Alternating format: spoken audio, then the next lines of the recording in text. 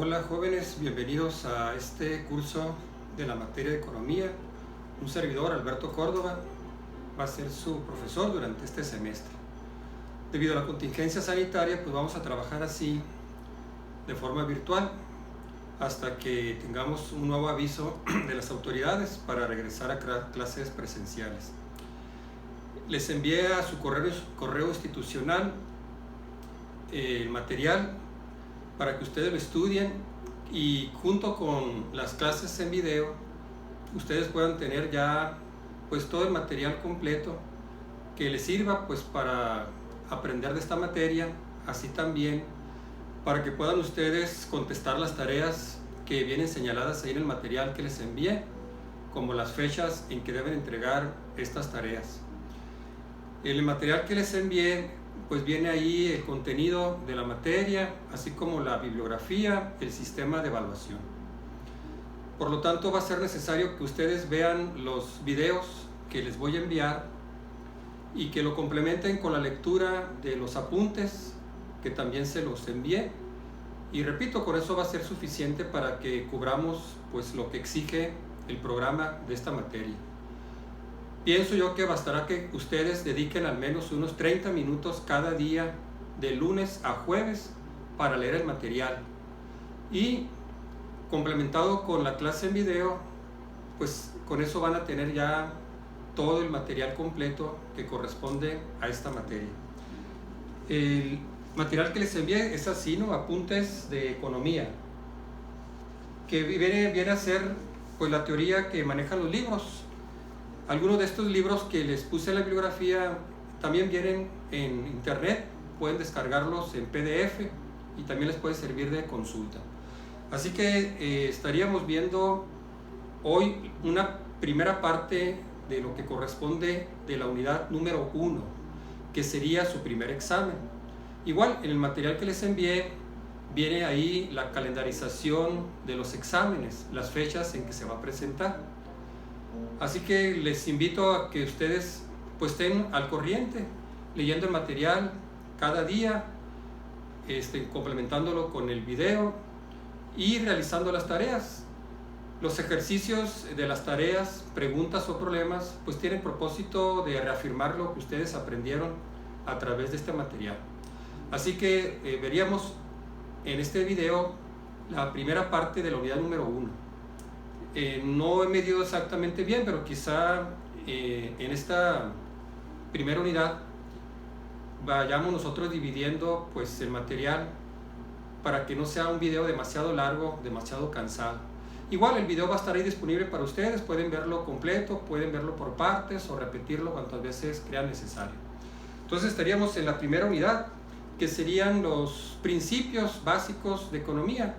Estaríamos viendo los conceptos que manejamos cuando se habla de economía, algunas definiciones, comenzando obviamente pues primero con la definición de economía. La economía es una ciencia social, como la psicología o la sociología. Son ciencias que estudian al ser humano. En el caso de la economía, estudia al ser humano con respecto a las cosas materiales, lo que necesitamos nosotros los seres humanos para vivir, como sería el alimento, la ropa, dónde vivir, el trabajo. Entonces básicamente la economía se encarga de eso, de estudiar cómo el ser humano resuelve sus problemas materiales. Hay varias definiciones de economía, la que yo les puse en los apuntes dice: estudio de la forma en que una sociedad distribuye sus recursos escasos para producir bienes y servicios con la finalidad de satisfacer necesidades ilimitadas. Entonces es la forma como la sociedad, dice, distribuye sus recursos, que son recursos escasos. El estudio de la economía, pues básicamente la razón es que tenemos muchas necesidades y pocos recursos, de tal manera que tenemos que resolver cómo producir esos bienes que satisfacen nuestras necesidades ilimitadas para poder pues cubrir la mayor parte posible, dado que nuestros recursos pues son recursos escasos. Tenemos una cantidad limitada de recursos naturales, una cantidad limitada de recurso humano en la fuerza laboral. Sin embargo, pues tenemos muchas necesidades que cubrir. Entonces, básicamente la razón del estudio de la economía pues es el principio de la escasez, por un lado, y por otro, cómo utilizar esos escasos recursos que tenemos para la producción de los bienes y servicios que satisfacen nuestras necesidades. La economía, como otras ciencias, pues trabaja a través de modelos. Aquí le vamos a llamar modelos económicos. Un modelo pues sería cómo ese modelo responde a preguntas o problemas y nos da pues una respuesta. El modelo pues sería primero identificar un problema. Entonces identificamos un problema. Una vez que se identifica el problema, el siguiente paso sería pues desarrollar o formular un modelo básico. Entonces aquí se formula o se desarrolla un modelo básico que dé respuesta pues al problema que se ha planteado. Y de ahí pasamos a lo que sería la recopilación de datos, información, que puedan validar si este modelo es correcto. Ya que se obtienen los datos, se estudian las variables, se establece la correlación que hay entre esas variables, entonces ya tenemos un modelo que puede responder a nuestras preguntas o respuestas. En economía pues tenemos modelos económicos que responden pues a un problema específico. Claro está que con el paso del tiempo cambian las circunstancias, cambian las variables, las condiciones y se tiene que reformular el modelo o se tiene que actualizar el modelo o en algunos casos desechar el modelo porque ese modelo pues ya no se aplica a las condiciones actuales en las que vivimos. Las condiciones cambian en cuanto a los recursos que tenemos, en cuanto a la tecnología disponible, en cuanto a la forma en que trabajamos, pero básicamente pues un modelo es esto, ¿sí? Es identificar un problema, formular o desarrollar un modelo y recopilar datos para ver si ese modelo cumple o cubre lo que nosotros estamos buscando. Otro concepto que vamos a utilizar mucho en economía es lo que le llaman ceteris paribus.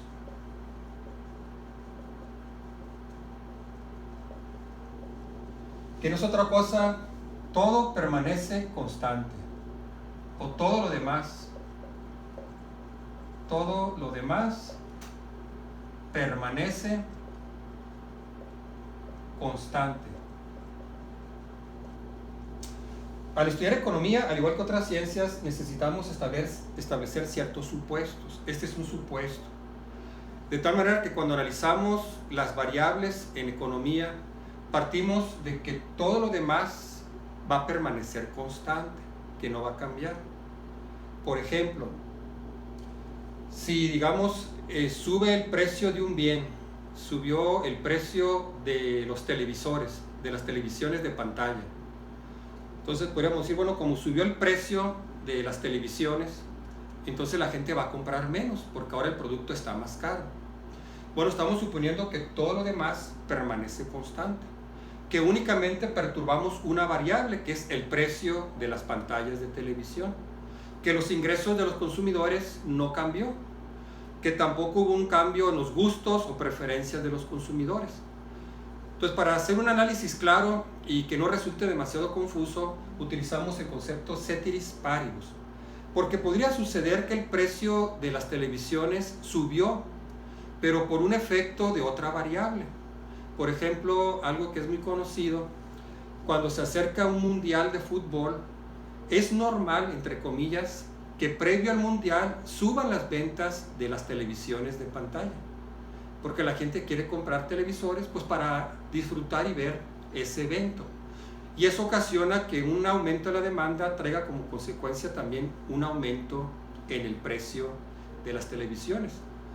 Entonces, para poder llegar a conclusiones correctas y no quizá pensar que tenemos afirmaciones contradictorias o confusas, vamos a suponer que solo perturbamos una sola variable y que todo lo demás va a permanecer constante. Entonces, ese es un concepto que vamos a utilizar en economía cuando estudiemos los modelos pues para evitar confusión o pensar que estamos haciendo declaraciones que son contradictorias o absurdas. Otro concepto que también es importante en economía es identificar la diferencia que hay entre asociación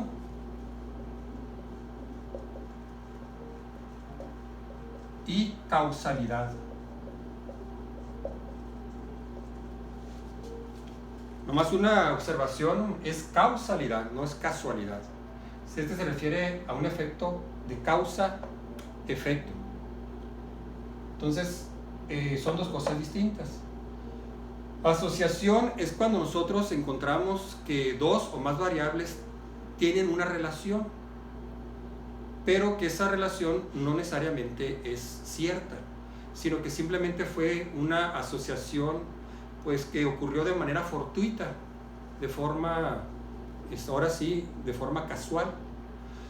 La causalidad es cuando nosotros identificamos dos o más variables que una es causa y la otra es efecto, de tal manera que una responde a la otra.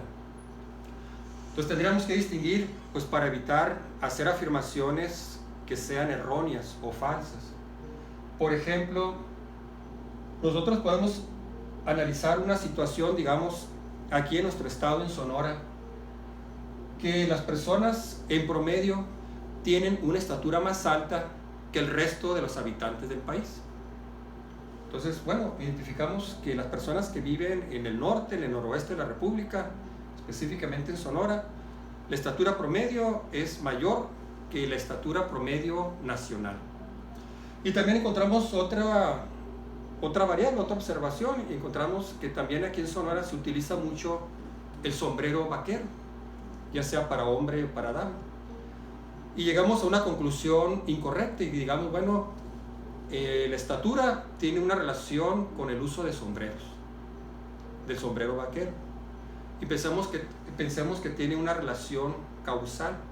No, simplemente son dos eventos, pero que no tienen nada que ver uno con el otro. No podríamos llegar a la conclusión de que usar sombrero vaquero hace que las personas sean más altas. No, la estatura tal vez tendría otra causa, como quizá un asunto genético o la alimentación, pero no el uso del sombrero. Simplemente hay una relación, pero no es una relación causal. Simplemente fue algo fortuito. En el caso de la causalidad, sí, podríamos nosotros encontrar ahora sí una relación donde una es causa y la otra es un efecto. Ahora diríamos, bueno, al aumentar, digamos, la demanda de un bien, ahorita le mencionaba el caso de las televisiones de pantalla, eso ocasiona que aumente el precio. Entonces, observamos eso, que cuando un bien tiene una alta demanda, eso ocasiona también un aumento en el precio de ese bien. Que los bienes que son más demandados son los bienes que se venden más caros. Bueno, estamos estableciendo una relación de causalidad. Entonces, esa sí sería correcta. Entonces, nomás tendríamos que tener cuidado en distinguir entre asociación y causalidad. Otros conceptos, pues sería lo que le llaman economía positiva y economía normativa. Economía positiva y economía normativa.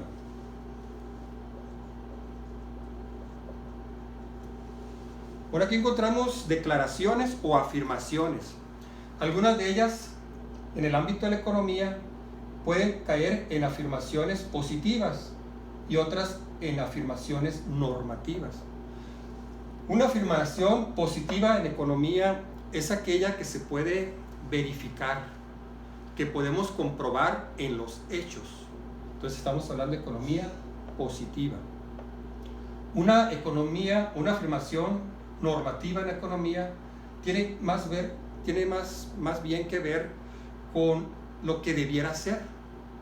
De tal manera que una afirmación normativa normalmente es un juicio de valor, una opinión que no se puede comprobar en los hechos. Así que tendríamos que distinguir cuál es una afirmación positiva y una afirmación normativa. Muchas veces esto es discusión entre los economistas. Por ejemplo, una afirmación positiva sería: si aumenta el salario mínimo, digamos que hay un decreto presidencial aquí en México de aumentar el salario mínimo el doble. Entonces alguien va a decir, bueno, si se aumenta la inflación, si se aumenta el precio del salario mínimo, esto va a ocasionar una inflación. Esa es una declaración positiva. Si ocurre el evento A, entonces va a ocurrir el evento B. Hay una relación. Si aumenta el salario mínimo, trae como consecuencia un aumento en la tasa de inflación. Ahora, es verificable. No significa que la afirmación positiva es verdadera. Puede ser falsa, pero el hecho es que se puede verificar. Una afirmación positiva puede ser verdadera o falsa, pero se puede comprobar en los hechos. Podríamos saber si al aumentar el salario el salario mínimo a la vuelta de algunos meses o un año realmente tuvo un impacto en la inflación, para poder decir si esa aclaración pues fue real o fue falsa. Una declaración normativa, repito, tiene que ver más bien con lo que debiera ser. Estas declaraciones normalmente utilizan palabras como bueno, malo, bien, debiera ser. Son juicios de valor. Por ejemplo, una afirmación normativa, alguien podría decir, un defensor de los derechos de los animales: debiéramos de comprar o debiera prohibirse la compra de pieles para evitar el sacrificio y la explotación de animales. Una persona ambientalista o un ecologista que quiere evitar que se produzcan prendas de pieles. Entonces, esta es una afirmación normativa. Dice: debiera prohibirse la producción y venta de prendas a partir de pieles animales. Otra persona podría decir lo contrario. Podría decir, bueno, es que la industria textil de pieles es una fuente importante de empleos y genera riqueza para el país. Serían dos afirmaciones contradictorias, pero caen dentro del ámbito de afirmaciones normativas. Sería difícil de comprobar, ¿sí? Pero cada quien puede tener una afirmación, y en la economía ocurre así. Sobre todo en los gobiernos, quienes les toca dirigir ámbitos de la economía, pueden muchas veces dar declaraciones normativas que sería difícil de comprobar pues en la práctica o en los hechos. Bueno, otra parte importante cuando estudiamos economía pues es lo que entendemos como recursos económicos.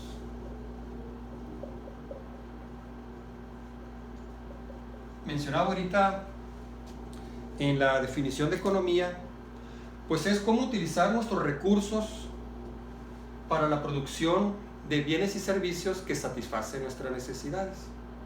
Tenemos necesidad de medicamentos, de paracetamol. Necesitamos, ahorita con el asunto de la contingencia sanitaria, pues también la producción de una vacuna contra esta enfermedad. Necesitamos ropa, necesitamos alimento, también necesitamos cosas que tienen que ver con la diversión, la recreación, ver una película, etc. Y se elaboran estos bienes o servicios a partir de los recursos económicos.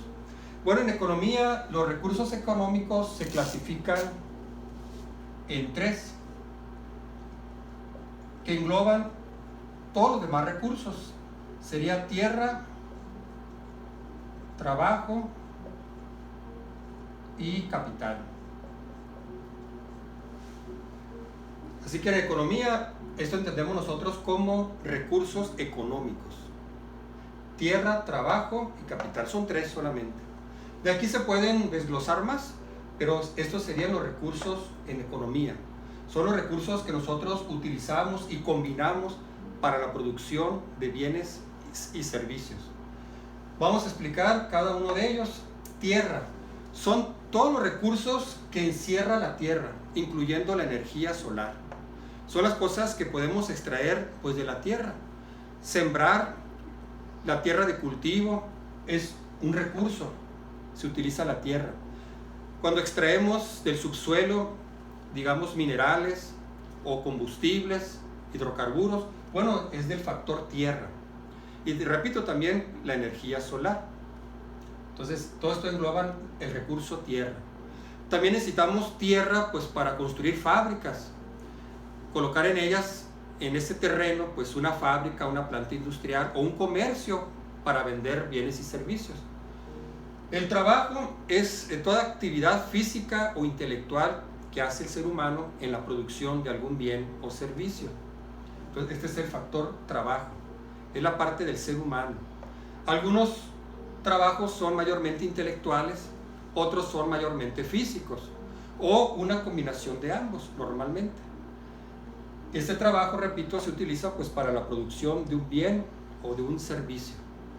Puede ser de un jornalero, un obrero de la construcción, un profesor que imparte una clase, una persona que atiende a un turista en un hotel o en un viaje. Bueno, es el factor trabajo. El factor capital en economía no se refiere al dinero, sino a los bienes intermedios que son utilizados en la producción de bienes y servicios. Entonces aquí estarían los edificios, la maquinaria, los equipos de transporte, son bienes de capital. Un camión de reparto que lleva mercancías, ese es un bien de capital. Un tren que lleva materias primas a una fábrica o la lleva a otro país, pues es un bien de capital. ¿Sí? Entonces, los bienes de capital no son recursos monetarios. Un recurso monetario solamente sería cómo adquirimos nosotros pues, los bienes o recursos económicos. Pero tener dinero en sí no es un recurso económico, no desde el punto de vista de la economía. En la economía, repito, los bienes de capital son los bienes intermedios. Un tractor es un bien de capital, es un bien intermedio que sirve para producir otros bienes. Un robot que se utiliza en una planta manufacturera que fabrica automóviles, bueno, el robot es un bien intermedio. No consumimos el robot no sirve para fabricar automóviles que son los que se van a consumir. Entonces, eso se entiende como bienes económicos, tierra, trabajo y capital. Bueno, de aquí vamos a pasar, ¿cuáles serían los objetivos económicos? Este que voy a presentar puede diferir de diferentes autores, pero casi todos los autores o todos los economistas están de acuerdo que hay ciertos objetivos que se deben lograr. Entonces vamos a llamar aquí objetivos económicos. Vamos a simplificarlo en 5 objetivos. El primer objetivo es un alto nivel de empleo. No necesariamente van a estar en orden de importancia, pero ciertamente toda economía busca esto. O sea, las personas queremos un trabajo. Y no solamente un buen trabajo, sino un trabajo también bien remunerado, donde podamos nosotros emplear nuestras capacidades, aquellas habilidades que tenemos, ya sea heredadas o cultivadas, y que podemos utilizarlas pues, en la producción de algún bien o servicio. De tal manera que este objetivo pues, es un objetivo muy importante, porque una persona que no tiene un empleo es un desperdicio para el país. Una persona que no trabaja pues representa una pérdida para la nación. Todas las horas o días que esa persona que puede y quiere trabajar, pero que no consigue trabajo, pues se considera que es un desperdicio, porque todas esas horas o días que la persona no trabaja, está dejando de producir bienes que la sociedad necesita. Entonces, por esa razón es un objetivo muy importante, porque cada persona puede aportar algo para la sociedad, algo que sea un beneficio o que satisfaga una necesidad para una persona o un grupo de personas.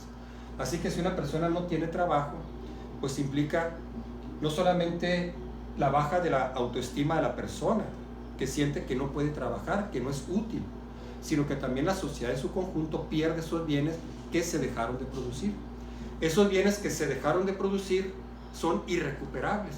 Cada hora, cada día que pasa, ya no se puede recuperar, se perdió totalmente, en forma definitiva. Aquí utilizamos nosotros pues, conceptos como una tasa de tasa de empleo y tasa de desempleo. Lo vamos a ver más adelante cuando veamos algunos temas que llaman temas de macroeconomía, quizá en la unidad 3 y 4 al final del curso. Bueno, haciendo un paréntesis, ahorita lo vamos a ver. Economía se divide en dos grandes secciones que le llaman micro y macro. Microeconomía y macroeconomía. En esta primera unidad vamos a ver solamente temas de introducción. En la segunda unidad vamos a ver más bien temas de microeconomía. Y al final del curso vamos a ver temas de macroeconomía. Bueno, el desempleo es un problema macroeconómico. Entre mayor sea la tasa de desempleo, pues implica que tenemos menor producción. Y esto también pues conlleva también pobreza, personas que no tienen ingresos. Así que pues toda nación trata de mantener una tasa de desempleo lo más bajo posible, lo más cercano a cero. Nunca va a ser 0%, porque no es normal, entre comillas, que las personas en algún momento cambien de trabajo. Y puede ser que en esa transición quizá duren algunos días o semanas sin trabajar, pero simplemente están haciendo un cambio de un trabajo a otro trabajo. Tasas muy altas de desempleo pues representan un problema para el país. El caso de la Gran Depresión de los años 30, que vamos a ver también al final del curso, implicó altas tasas de desempleo. Ahorita mismo, debido a la contingencia sanitaria, debido a esta pandemia, también nuestro país ha tenido un incremento en el desempleo de empresas o fábricas que debido a las condiciones pues cerraron y despidieron a su personal, o quienes tenían sus propios negocios pequeños y al no tener ventas pues cerraron y despidieron a esos 2 o 3 trabajadores que tenían ahí pues en un lavado de carros, en una tortillería, en una boutique. Entonces aumenta la tasa de desempleo. Cuando hablamos nosotros de personas que quieren trabajar, bueno, del empleo, nos referimos a personas que pueden trabajar y quieren trabajar. De tal manera que no vamos a incluir como personas desempleadas aquellas personas que no están en capacidad de trabajar. Por lo tanto, un niño de 10 años no es un niño desempleado, porque no está en edad de trabajar. O una persona con alguna discapacidad que no le permite trabajar. Entonces, esa persona no ingresa en las cifras de desempleo. Incluso amas de casa que están dedicadas únicamente a las labores del hogar. No quieren trabajar. Su función básicamente es el cuidado del hogar. Entonces, tampoco entran pues en las cifras de desempleo. Los estudiantes, algunos de ustedes son estudiantes de tiempo completo. Quizá tengan ahorita 19 o 20 años. No son desempleados. Aunque no trabajen y pueden trabajar, el hecho es que ustedes están estudiando para una preparación en el futuro. Así que si ustedes son estudiantes de tiempo completo, no ingresan a esta cifra de desempleo. Aquí en México, al igual que otros países, recopilamos información, pues cómo está nuestra tasa de desempleo. Pero es un objetivo, ¿no? Mantener un alto nivel de empleo, mantener al mínimo la tasa de desempleo. Que cada persona que ingresa al mercado laboral, pues tenga una oportunidad de trabajo donde se pueda realizar. Y también, pues que tenga una remuneración, que pueda tener un ingreso. Cuando ocurre una alta tasa de desempleo que viene aparejado con otros problemas económicos, en economía se clasifican estos periodos de crisis económica como recesión y depresión. Son periodos en que una economía deja de producir y al dejar de producir pues se genera desempleo. Entonces baja la producción y aumenta el desempleo. Entonces decimos que ese país, esa economía entró en un periodo de crisis, que puede ser una recesión o una depresión. Aunque hay quizá alguna disputa o algunas diferencias para definir exactamente cuándo es recesión y cuándo es depresión, en términos generales, una recesión es una crisis pero no muy severa. Una crisis que se puede salir y recuperarse pues en pocos meses. Una depresión es una crisis muy profunda, donde el país va a requerir tal vez años para poderse recuperar y volver a las condiciones iniciales antes de que iniciara la crisis. Pero en fin, hay un economista que dice que es fácil de decir cuándo hay recesión y depresión. Dice, una recesión es cuando mi vecino perdió el empleo. Una depresión es cuando yo perdí el empleo. Entonces a veces vemos las cosas diferentes, ¿no? Dependiendo pues de dónde estamos. Pero sí, en términos generales, son crisis económicas, una no tan severa que el país se puede recuperar en el corto, mediano plazo, una recesión, y otras crisis tan profundas que el país va a requerir años en poderse recuperar de esa situación y le llamamos una depresión. El segundo objetivo económico es estabilidad, la estabilidad del nivel general de precios. Entonces, una estabilidad en el nivel general de precios. De tal manera que los precios de los bienes y servicios no cambien rápidamente. Cuando estos precios cambian rápidamente, entonces entramos en lo que le llaman un periodo inflacionario. Entonces aquí vamos a aprovechar el objetivo número 2 para indicar o definir qué es una inflación. Una inflación, así en palabras muy sencillas, es un aumento en el precio de los bienes y servicios. Este aumento es un aumento general en todos los bienes y servicios y es un aumento sostenido. Es decir, cada vez las cosas cuestan más. Es natural que los precios con el paso del tiempo suban. El problema es cuando esta inflación es demasiado alta. Eso hace que sea muy difícil para las empresas y para el mismo gobierno planificar a largo plazo. Para una empresa se le dificulta hacer los presupuestos, porque como están subiendo los precios rápidamente, pues quizá la cotización, el presupuesto que hace hoy, en esta semana, a la vuelta de 2 semanas, pues ya cambió.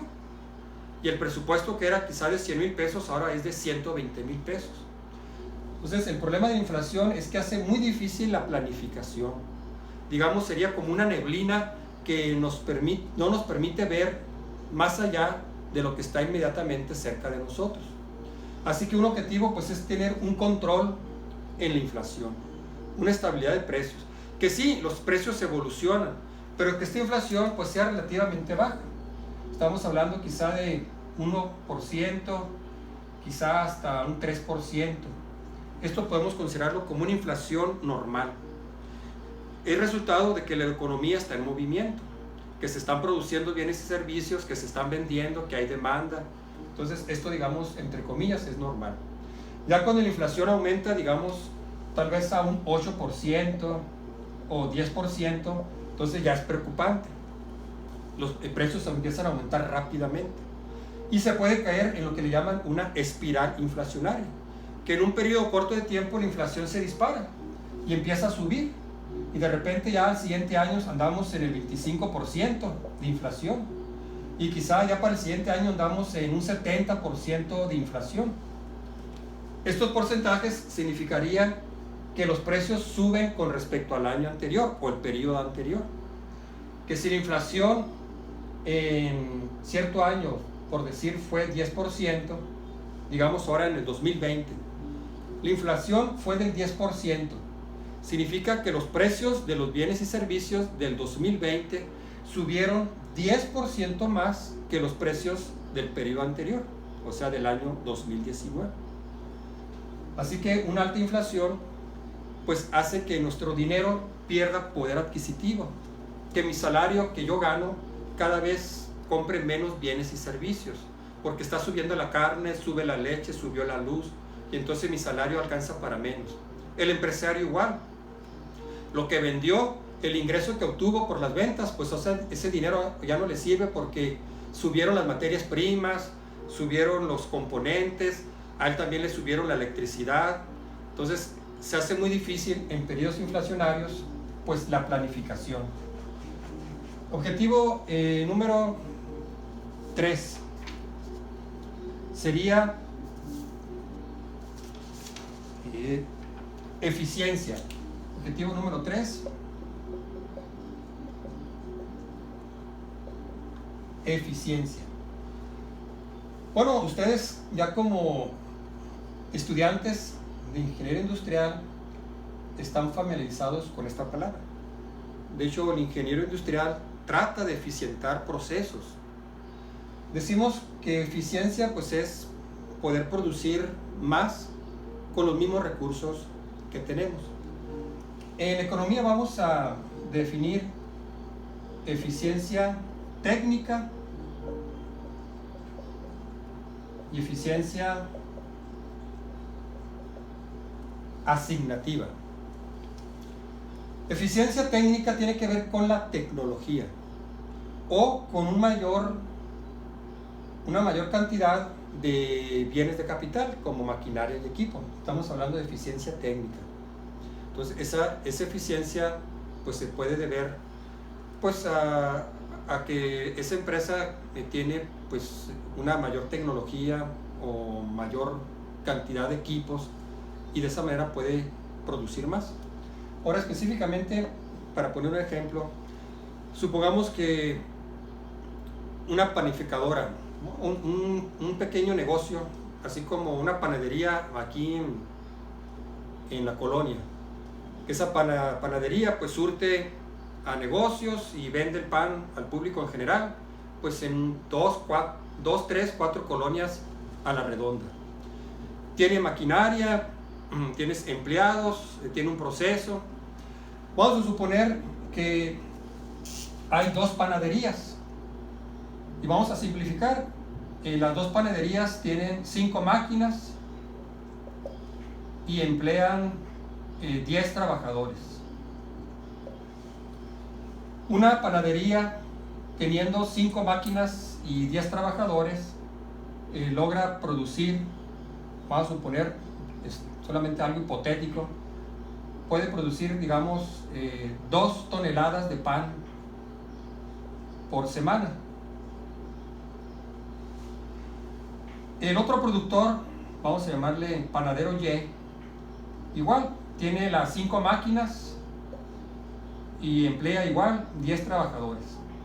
Pero esta panadería produce 2.5 toneladas de pan por semana. Entonces decimos que esta panadería, la que le llamé Y, tiene eficiencia técnica.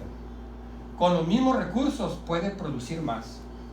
Esa eficiencia técnica pues se puede deber a que tiene un mejor proceso de producción, es más eficiente, utiliza los recursos de manera más adecuada, elimina el desperdicio, elimina cuellos de botella, tiempos de ocio, etc.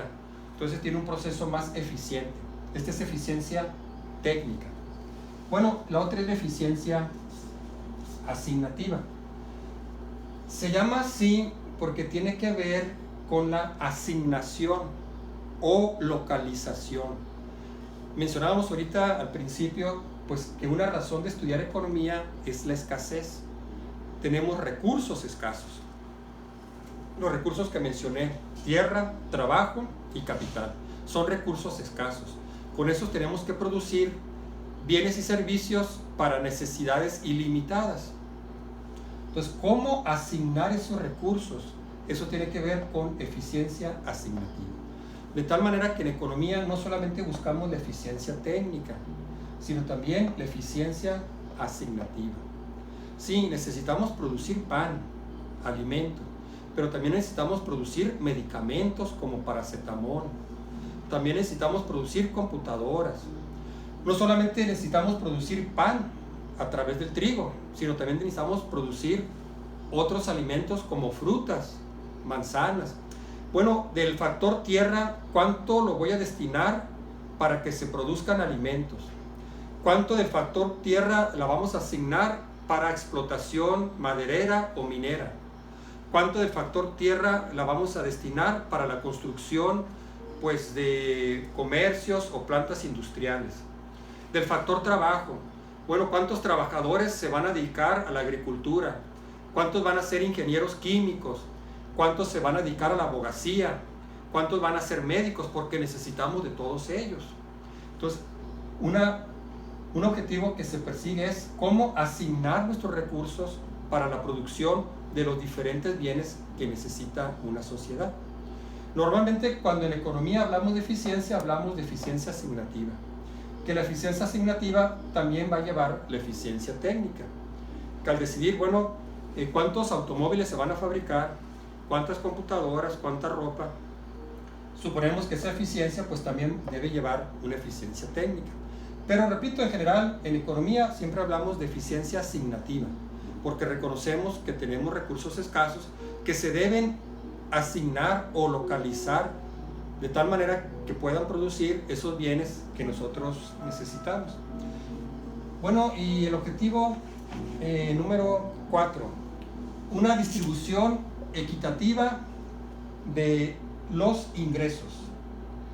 Distribución equitativa de los ingresos. Bueno, antes de explicar, algunos autores de economía, en lugar de ingresos, le llaman rentas. Es lo mismo, ¿sí? Si consultan algún libro, muchos autores, en lugar de mencionar ingresos, mencionan renta. Aquí lo vamos a manejar como palabras sinónimas, ingreso o renta. Bueno, este objetivo dice distribución equitativa, de tal manera que en una sociedad los ingresos se deben distribuir equitativamente entre toda la población, o entre todas las familias, o entre todos los trabajadores. Debemos tener cuidado que pusimos aquí la palabra equitativa. No se refiere a igualdad. O sea, no se busca una distribución igualitaria, sino una distribución equitativa. Aquel que trabajó más, que aportó más, que fue más eficiente, fue más creativo, debe recibir más ingresos que aquella persona pues, que fue flojo, o que fue mediocre, o que no tuvo suficientes capacidades. Entonces buscamos más bien la distribución equitativa. Sería justo que un médico cirujano con habilidades muy especializadas gane más que un obrero de la construcción. No estamos diciendo que es uno más importante que el otro. Más bien con respecto a la distribución equitativa de su pago, de su salario.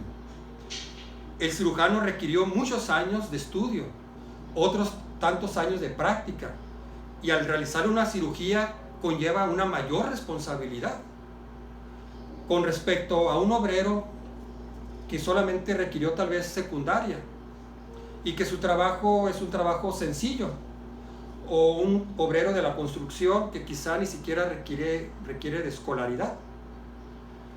Así que estamos hablando de una distribución equitativa. Aquí hay un problema que desafortunadamente en muchos países, o en la mayoría de los países, no se logra este objetivo, sino que ocurre una brecha entre ricos y pobres. Entonces aquí tenemos otro concepto que sería la pobreza. Una persona pobre es aquella persona que no tiene acceso pues, a las cosas más elementales, que tiene que ver pues, con alimentación, vivienda, servicios públicos. También hay otra definición que se llama pobreza extrema. Son aquellas personas que viven en condiciones paupérrimas, de tal manera que, por decirlo así, literalmente se mueren de hambre.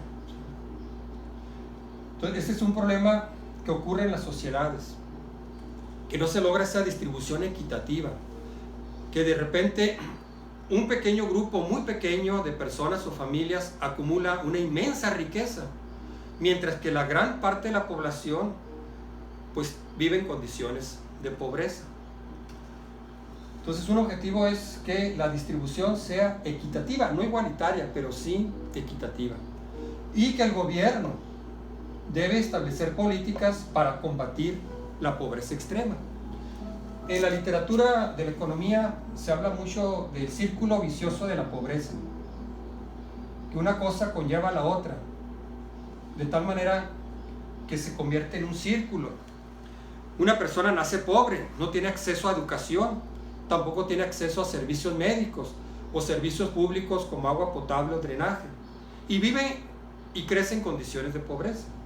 No logra conseguir un trabajo, se junta con otra persona, tiene hijos, y esos hijos pues igual van a nacer en condiciones de pobreza. Viven simplemente pues de mendigando, o algunos quizá se van a la drogadicción o a la delincuencia, y entonces se convierte en un círculo. El gobierno junto con la sociedad pues debe romper este círculo en algún punto,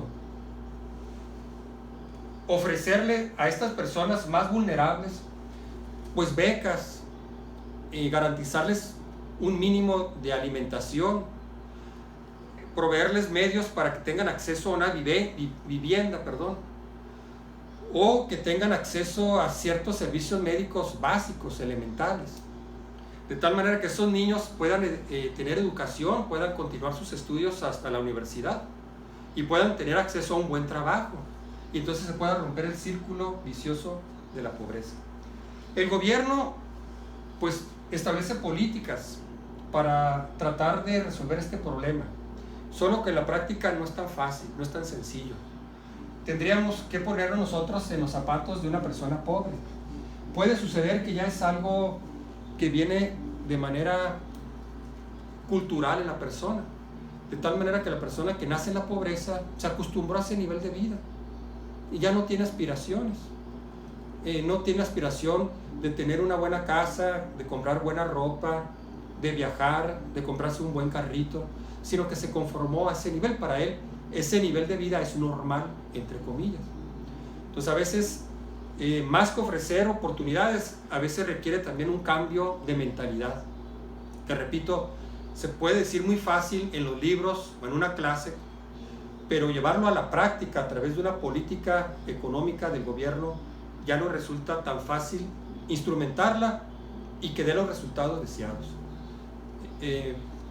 Pero sí, se debe buscar eliminar lo más posible los niveles de pobreza. Ofrecerle una ayuda es una responsabilidad moral, tanto del gobierno como de la sociedad, para aquellos que nacieron pues con desventajas, que no tuvieron las oportunidades que quizá tuve yo. Entonces sí, tenemos que extender la mano pues para que esas personas tengan alguna forma de salir de esa condición. Bueno, y el último objetivo es el de crecimiento económico.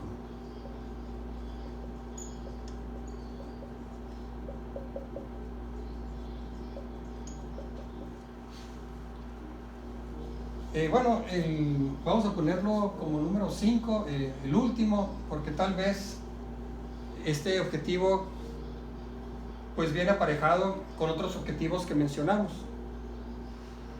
¿Cómo medir el crecimiento económico? Hay varias formas, pero el más conocido, el que es más fácil, digamos, de cuantificar, es el Producto Interno Bruto. También es un tema de macroeconomía que vamos a ver más adelante. Mide la producción nacional en un periodo de tiempo. Puede ser un trimestre, puede ser un año. Normalmente es un año. De tal manera que se levanta la información de todo lo que produjo un país durante un año. Toda la producción de trigo, la producción de automóviles, la producción de estufas, de refrigeradores, la producción de maquinaria, etcétera, etcétera. Y entonces se lleva una estadística nacional. Producto Interno Bruto. Este Producto Interno Bruto pues se mide en unidades monetarias. Al igual que la inflación, para hacer comparaciones, entonces medimos la variación porcentual en la producción de un periodo con respecto a otro periodo. Digamos, la producción del año 2020, compararla con la producción del año 2019. Entonces también se puede medir en variaciones porcentuales. Entonces decimos que si el PIB para el año 2019 fue del 2%, este sería anual, pues decimos que en el año 2019 se produjo 2% más con respecto al año 2018. Bueno, si la producción disminuye, este PIB tiende a cero. Incluso puede ser negativo. Entonces, digamos, en el año 2020, al llevar la contabilidad, llegamos nosotros que para el año 2020 el PIB fue, por decir, de menos 4%. Bueno, significa que en el 2020 se produjo 4% menos con respecto al 2019. El objetivo del crecimiento económico significa, por un lado, tener mayor prosperidad a nivel nacional, que se produzcan más bienes y servicios para una población creciente. Hay un crecimiento poblacional, así que necesitamos producir más porque cada vez somos más personas. Y por otro lado, el crecimiento económico también significa que yo como familia tenga un mejor nivel de vida que tuve el año pasado o hace 5 años atrás. Todas las personas buscamos mejores niveles de vida, tenemos aspiraciones económicas. Esperamos que quizá dentro de 5 o 10 años vivir mejor que de lo que vivimos hoy. O aspiramos que nuestros hijos tengan mejores condiciones o mejores oportunidades que las que tuve yo. Eso es natural y es normal. El crecimiento económico busca eso. Por un lado, que haya mayores oportunidades para quienes ingresen a la fuerza laboral. Y por otro lado, mayores oportunidades y mejor nivel de vida para los que ya estamos actualmente. Entonces, por eso es tan importante el crecimiento económico. Hay otras formas de medición, pero la ventaja del PIB pues es que es algo que se puede cuantificar. También hay variables importantes como sería el bienestar social, incluir variables como la delincuencia o la seguridad. Eso también son variables importantes, solamente que son más difíciles de cuantificar. La ventaja del PIB pues es que se miden unidades monetarias. O sea, cuántas toneladas se produjeron, a qué precios se produjeron, cuántos automóviles se produjeron y a cuánto se vendió cada tipo de automóvil. Entonces fácilmente se lleva una contabilidad. Bueno, entre paréntesis también hay una economía que le llaman economía subterránea. Son cosas que produce el país pero que no se logran contabilizar. Quizá un jardinero que trabaja por su cuenta, que no está registrado, está haciendo un servicio productivo, está haciendo el jardín de una casa, pero su producción no se logra registrar, no está registrado en Hacienda. Esa producción se pierde, pero sí se produjo. O quizá las muchachas que trabajan en casa, ayudando pues al servicio de limpieza. Igual, estas personas pues no están registradas, no son personas físicas con actividad empresarial, ni tampoco son empleadas de nosotras. O sea, nosotros, si empleo a una persona que me ayude en la limpieza de mi casa, pues no la doy de alta en el seguro social, ni tampoco es un empleado que pague impuestos. Pero es producción, es trabajo productivo, solamente que no se logró contabilizar, ¿no? Entonces también hay una parte de esa economía que le llaman economía subterránea, porque es una economía informal, que no se logra detectar, pero que está ahí, ¿no? Bueno, en fin, el crecimiento económico pues es un objetivo deseable para cualquier economía, para cualquier país, para cualquier región, cualquier estado, que podamos nosotros incrementar la producción para tener un mejor nivel de vida, pues para la sociedad, para los ciudadanos. De los 5 objetivos que enumeramos, se dice que algunos de ellos pueden ser objetivos en conflicto y otros objetivos son complementarios. Conflicto significa que al alcanzar un objetivo va en detrimento de otro objetivo. Objetivos complementarios pues significa que al alcanzar un objetivo se alcanza otro objetivo. Así que ustedes al estudiar van a poder fácilmente identificar cuáles objetivos son objetivos complementarios y cuáles son objetivos en conflicto. Por ejemplo, si hay crecimiento económico, pues también va a haber un aumento en el empleo. Al haber mayor tasa de empleo, mayores oportunidades de trabajo, pues las personas van a vivir mejor. Entonces esos objetivos son objetivos complementarios. Al aumentar las ofertas de trabajo, pues va a haber un crecimiento económico. Al contratar más personas, estas personas van a producir más, se van a abrir nuevas fábricas, nuevas tiendas, aumenta la producción y aumenta el empleo. Son objetivos complementarios. Otros pueden estar en conflicto. Puede ser que una alta demanda pues sea por un lado bueno, es decir, las personas tienen dinero y están comprando bienes y servicios. El que mencionaba ahorita como ejemplo al inicio, viene el Mundial de Fútbol, entonces la gente compra más televisiones. Bueno, eso quiere decir que la gente tiene dinero para comprar televisiones. Pero también un aumento puede ocasionar, un aumento de la demanda puede ocasionar un aumento en los precios. Entonces decimos pues que hay un conflicto que sería el de la inflación con respecto al crecimiento económico.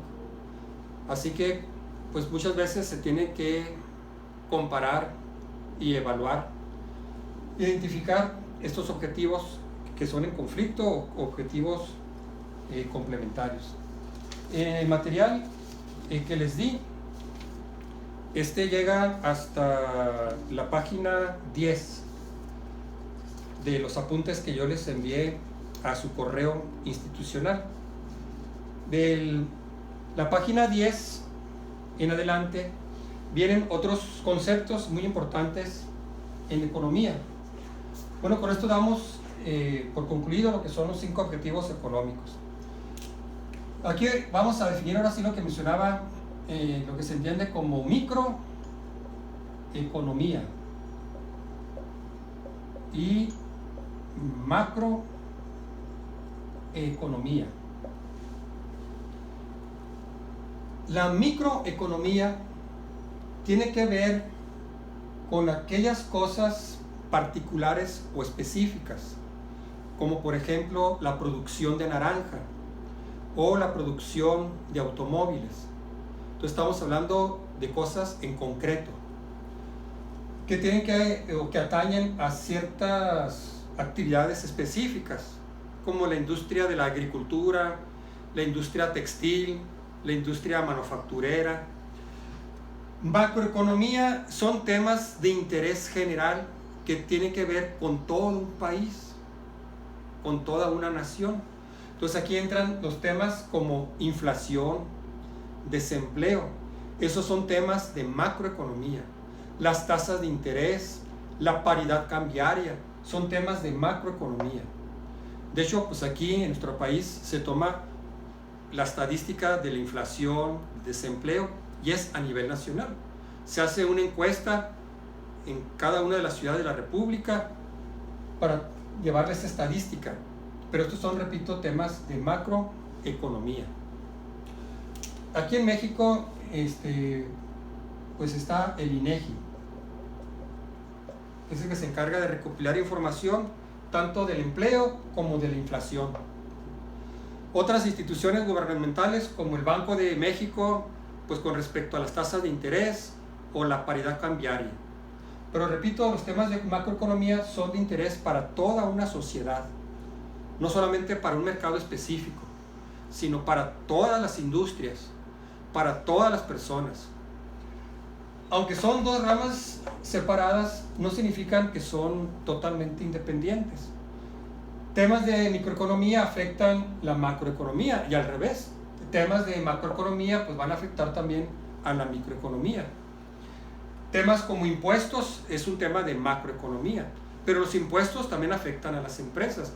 Y estas empresas particulares de un sector específico, agricultura, minería, pues ya son temas de microeconomía. Entonces, no lo vean como dos cosas totalmente separadas. Sí, para efectos de teoría los separamos, pero en la práctica están relacionadas entre sí, porque lo que se haga en una de ellas, pues también afecta a las demás. Bueno, un tema muy importante, pues que mencionaba ahorita al inicio como razón de la economía es la escasez.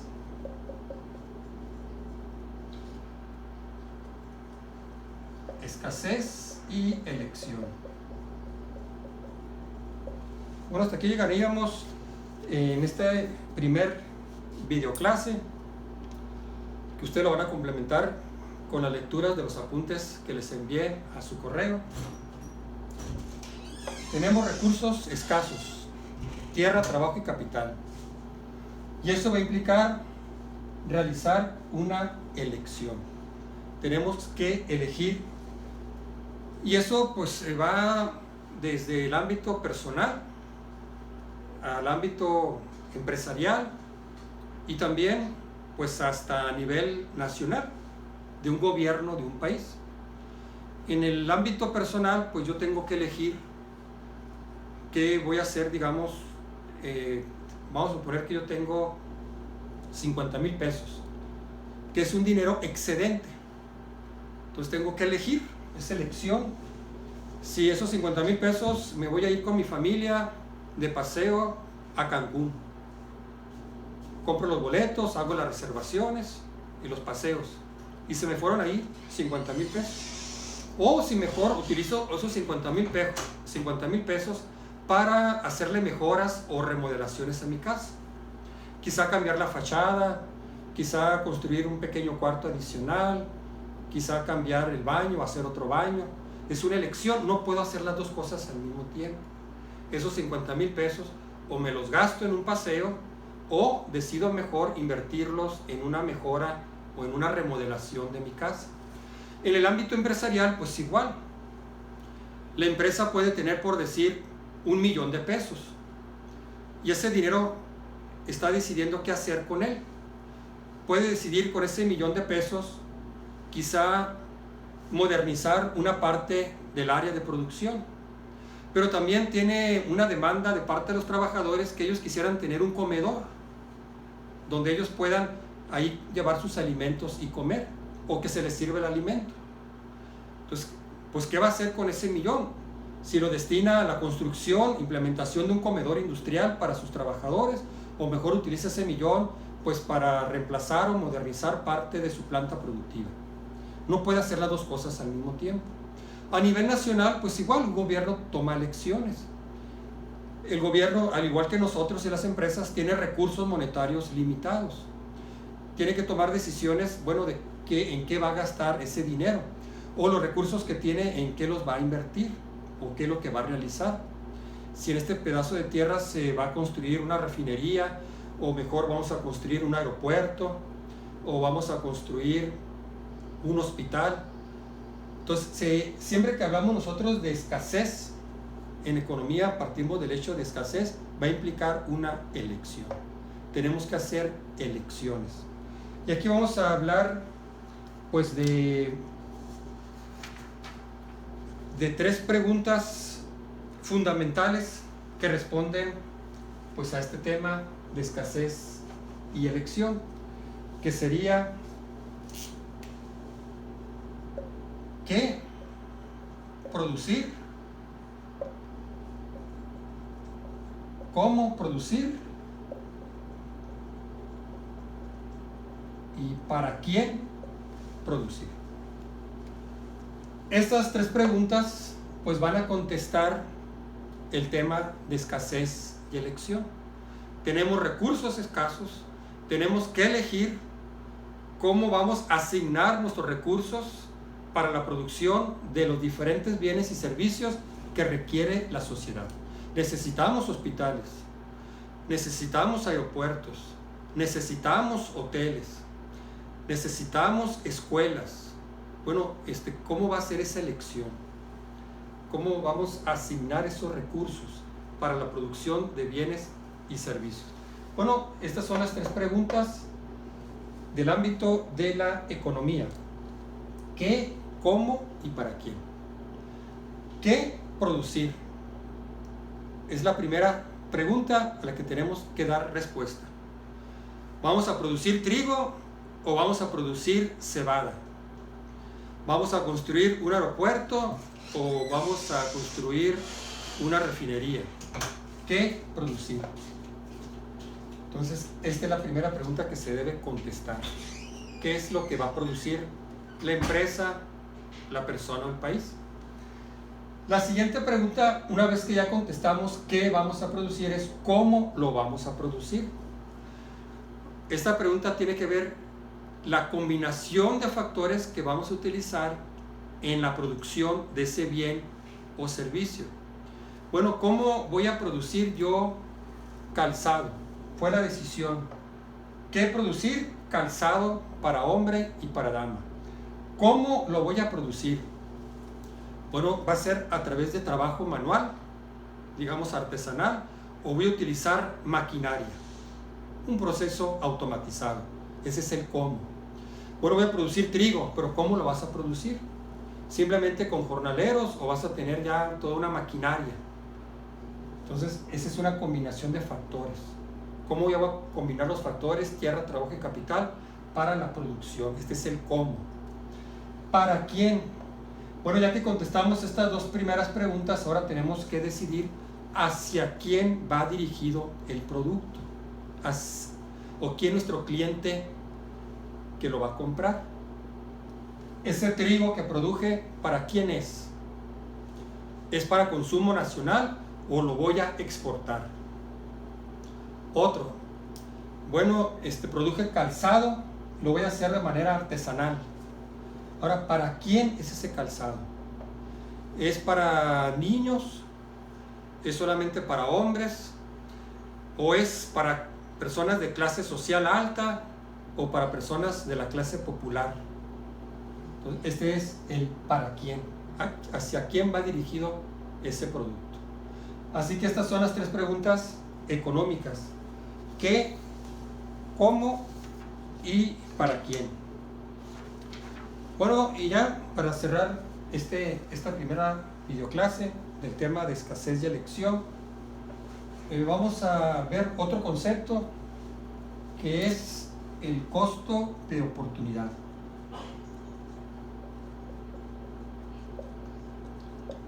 Que se utiliza mucho en economía y en evaluaciones económicas.